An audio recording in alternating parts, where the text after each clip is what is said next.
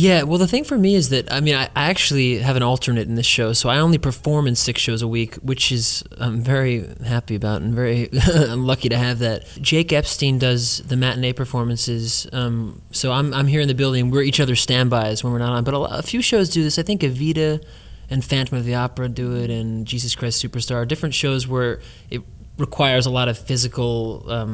there are a lot of physical demands on the performer. They sometimes have an alternate, which is my situation. So I'm still pretty exhausted after the week, but I don't know if I'd be still standing doing eight of these a week. If you start to get tired, then you're trying to flip upside down and sing, and it would all just be really hard to do. And of course, from a guy's point of view, as you watch this, you don't get to do much flying right until the end. And then we're thinking, is he going to do it? Is he going to do it? Because we get lots of Spider-Men throughout. And then you become the Spider-Man as we see at the end. And we're all thinking, God, I'd love to have a go at that. I mean, there can't be a guy in the audience who doesn't think, what does that feel like to be flying above an audience? It was cool for me because like, the stuff that I had to learn first, like bouncing off the walls and the thing I do with Arachne in the air, those are a lot harder than flying around in the audience, at least the flight that I do. So by the time I got to do that, it was just pure joy, as I'm sure it looks. It's like being in a roller coaster without a roller coaster. You just are completely free.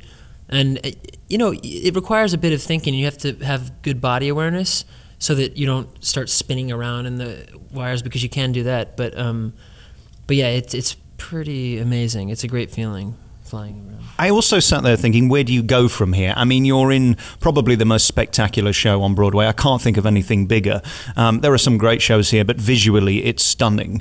And you get to sing and you get to dance and you get to act brilliantly. It's hard to leave this. Is that why you've been in it so long? So this is my top, you're saying. I'm peaking at this I'm just moment. wondering. I mean, I often wonder that. Once you've been Oprah Winfrey, once you've been Letterman, once you've been Spider-Man, I mean, it's tough to find another gig that's going to thrill you. I suppose you have to go the other way and do something very intimate and small, because how else could you top this?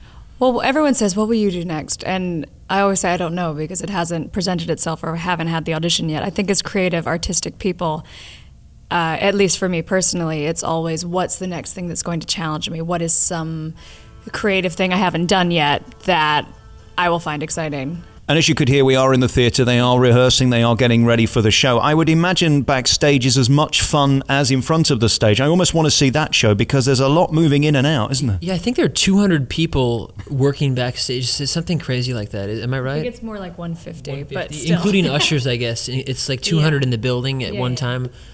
So there's definitely there are a lot of things going on that no one in the audience sees.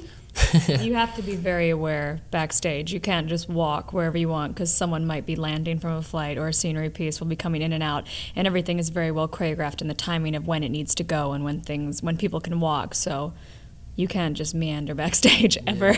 And of course, you're both delicious in your own way. You more so, Rebecca, than you, Reeve, but I'll leave it there. Love it. We're in a town full of food, and I'm just wondering, you really can't indulge, can you? Because if you were fat, I mean, it wouldn't work, would it? Well, I'm so lucky, man. I mean, this job keeps me fit.